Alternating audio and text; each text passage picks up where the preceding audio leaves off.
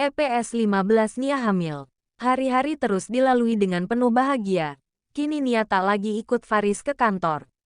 Nia memilih untuk mengakrabkan diri dengan semua keluarga. Dengan mertua, bibi mertua, nenek mertua dan termasuk kakek yang sangat dihormati di rumah itu. Tak terasa 2 bulan kini ia sudah menjadi menantu keluarga itu. Semua sudah sangat akrab dengannya. Begitupun Farah dan juga Tita. Mereka bahkan lebih sering saling telepon dibanding Faris dan mereka berdua. Tita yang masih SMA dan sekolah di kota yang sama, sering curhat pada Nia. Bahkan terkadang ia datang ke rumah itu untuk bertemu Nia. Padahal selama ini, setelah kedua orang tuanya bercerai ia tak berani datang ke sana. Dia pergi sejak kecil dan sudah dewasa saat ini dan masih tak berani sekaligus sungkan untuk datang ke rumah ayahnya. Terkecuali ada acara-acara tertentu dan itu pun jika ibunya mengizinkannya. Namun, tidak kali ini. Semenjak Nia ada di sana, Nia selalu memanggilnya untuk datang walau sekedar untuk bersantai. Jika ibunya sedang keluar kota dan ia sendiri di rumah. Terkadang Nia mengajaknya untuk menginap di sana. Tentu saja semua dengan izin ibu mertua dan juga suaminya. Semua keluarga tak ada yang keberatan karena memang mereka juga sangat menyayangi kedua anak itu. Terlepas dari fakta jika keduanya ternyata bukanlah anak-anak Faris. Tapi kasih sayang mereka sudah melekat pada keduanya. Mama, terima kasih ya. Karena mama aku bisa diterima di keluarga ini lagi. Ucap Tita yang kini ada di kamar Nia. Sementara Faris sendiri masih berada di kantornya. Iya. Walau bagaimanapun kamu adalah bagian dari rumah ini. Jadi jika kamu ingin ke sini jangan sungkan-sungkan datang saja. Walau mama enggak menelponmu. Kamu lihat sendiri kan. Yang lainnya juga sangat menyayangimu. Ucap Nia membuat Tita pun mengangguk. Di saat mereka sedang berbincang-bincang, Farah melakukan video call dengan Tita. Tita mengangkatnya dan mengatakan jika dia sedang bersama dengan mama di kamar mamanya. Iri banget sih sama kalian. Aku iri sama kamu, Dek. Kamu sudah dekat dengan keluarga ayah kembali. Aku juga sangat ingin. Ucap Farah. Di mana dia juga selama ini selalu ingin bergabung kembali dengan keluarga ayahnya. Namun, rasa sungkan dan juga keegoisan dari ibunya membuat mereka jauh dari semua keluarga besar ayahnya. Nanti kalau kamu ke sini, kamu kan bisa datang juga. Jawab Tita membuat Nia pun mengangguk di belakangnya. Oh ya. Mama Nia, apa ibuku masih suka mengganggu mama? Tanya Farah. Enggak, kok. Aku enggak pernah ketemu ibu kalian. Aku juga pernah mendapat pesan dari seseorang dan aku juga tak tahu mungkin itu ibu kalian atau bukan. Tapi waktu itu dia hanya menyapa dan mengatakan ingin bertemu. Tapi, aku tak membalas.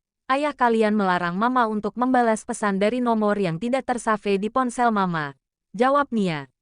Aku sudah berusaha mengatakan kepada ibu untuk tak mengganggu kalian. Tapi entahlah ibuku mendengarkan atau tidak. Bahkan sekarang ibu terus meminta aku agar bisa mempertemukan ayah dan ibu. Tentu saja aku menolak. Jawab Farah berterus terang kepada Nia. Ia rasa ia harus berterus terang kepada istri kedua ayahnya itu. Nia adalah sosok yang sangat baik. Ia tak ingin karena ibunya membuat hubungan mereka menjadi berjarak. Terima kasih ya. Kamu sudah mengatakannya padaku. Tapi, tenang saja. Aku percaya kok sama Mas Faris. Ayah kalian dan aku juga nggak dendam sama ibu kalian. Mungkin ibu kamu memang lagi butuh bantuan. Ucap Nia. Iya sih, Mah. Ibuku sangat stres. Tagihan dari bank terus aja datang dan ibu nggak punya uang. Ibu hanya punya uang cukup untuk makan dan juga memulai usaha baru. Ibu harus pinjam dari satu tempat ke tempat lain dan setiap hari pergantian rentenir yang datang menagih ke rumah. Jelas Tita. Ya, sudah. Nanti jika ayah kalian pulang, coba kita bicara dulu ke ayah. Semoga saja Mas Faris bisa bantu. Ucap Nia membuat Farah dan juga Tita semakin menghormati sosok istri kedua ayahnya itu. Walau ibu mereka sudah jahat padanya, ia masih berniat untuk menolong ibunya. Sejahat-jahat apapun ibu mereka, Raya tetaplah ibunya. Mereka masih menyayangi Raya. Mereka merasa kasihan jika Raya terus ketakutan saat menghadapi para rentenir yang mengancamnya. Setelah berbicara cukup lama, akhirnya mereka pun mengakhiri panggilan mereka. Nia mengajak Tita untuk bergabung dengan yang lainnya di lantai bawah. di mana mereka semua sedang bercengkrama di teras belakang. Ada kakek dan juga nenek di sana. Tiba-tiba di tengah mereka sedang berbincang, Nia tiba-tiba merasa sangat pusing. Nia, kamu kenapa, nak? Tanya Agatha yang melihat Nia memegang kepalanya dan terlihat pucat. Nggak tahu, Bu. Aku sangat pusing, ucapnya. Mama nggak apa-apa. Wajah Mama sangat pucat, ucap Tita yang berada di samping Nia. Tita, bawa Mama ke kamar. Mama ingin istirahat di kamar saja. Aku ke kamar dulu ya, Kek. Pamit Nia membuat kakek pun mengangguk. Iya, hati-hati. Tita bawa mamamu ke kamar, ucap kakek membuat Tita pun berdiri. Tinggi badan Tita bahkan lebih besar dari Nia, membuat Tita langsung dengan sikap membawa mamanya ke kamar. Namun, belum juga sampai di tangga, Nia langsung pingsan membuat Tita menjerit. Nenek, Mama pingsan, ucap Tita yang berusaha menahan kepala Nia agar tak terbentur di lantai dan bertepatan dengan itu Faris juga sudah pulang dari kantor. Ia langsung berlari menghampiri Nia dan mengangkatnya ke kamar. Melihat Nia dalam keadaan itu, membuat mereka semua menjadi panik terutama Faris. Namun, tidak untuk Agatha dan kedua ibu di rumah itu. Mereka sudah beberapa hari ini curiga melihat Nia yang tak berselera makan dan terlihat lesu tak seperti biasanya. Bu, tolong panggil dokter, ucap Faris lihat ke arah ibunya. Iya, tenang saja, ibu sudah memanggil dokter. Jawab Agatha mencoba membantu menyadarkan Nia dengan memberi wewangian yang menyengat. Tak lama kemudian, Nia pun bangun. Nia melihat Faris dan langsung menggenggam tangannya. Mas, kepalaku sangat pusing, lirihnya.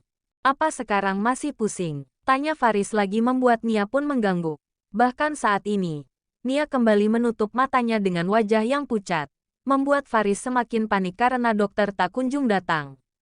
Tita, seharian ini kamu bersama dengan mamamu kan? Emangnya apa yang dilakukannya? Apa dia makan sesuatu? Tanya Faris yang berpikir mungkin saja Nia menjadi seperti itu karena Nia makan sesuatu yang tidak sehat.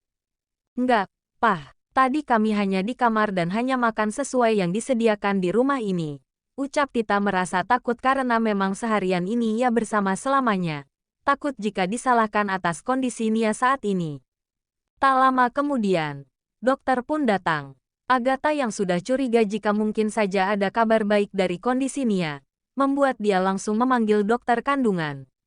Dokter mulai memeriksanya. Bagaimana, Dok? Bagaimana kondisi istri saya? Tanya Faris melihat dokter yang sudah selesai memeriksa istrinya.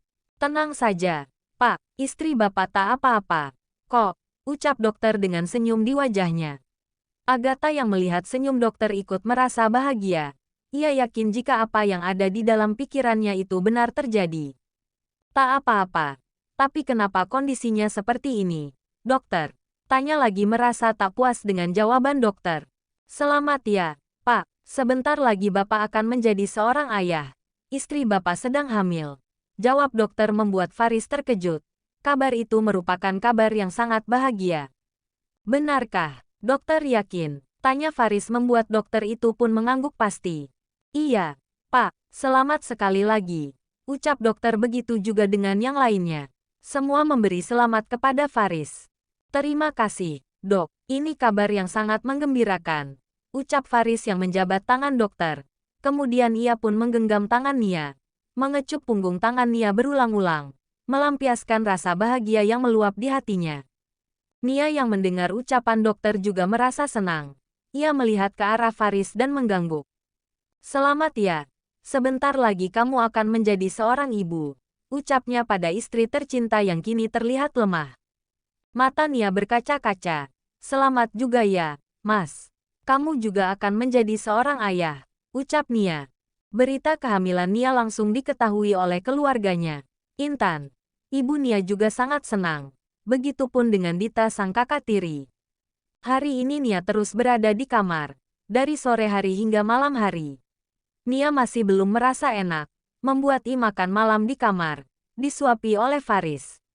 Sudah, Mas. Cukup. Aku sudah kenyang. Nia mendorong piringnya tak ingin makan lagi. Ayo. Sedikit lagi. Makan 2 suap saja. Ya. Aku sudah kenyang, Mas. Sedikit lagi. Ya. Kata ibu kamu dari pagi makannya sedikit. itulah yang membuatmu menjadi lemas dan bisa sampai pingsan seperti tadi.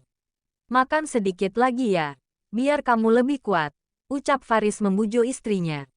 Namun, Nia menggeleng. Rasa pahit dan mual terasa di ujung lidah dan tenggorokannya untuk makan lagi. Ia takut sudah dipaksa makan. Bukannya menghabiskan makanannya, ia mungkin akan memuntahkannya. Ya udah kalau begitu. Apa kamu mau makan sesuatu? Katakan saja. Biasanya ibu hamil ingin makan sesuatu yang berbeda. Sesuai dengan keinginan mereka. Ucap Faris di mana ia sudah pernah menghadapi mantan istrinya yang 3 kali mengalami masa ngidam. Nia berpikir sejenak. Sebenarnya sejak kemarin dia sangat ingin memakan kue coklat.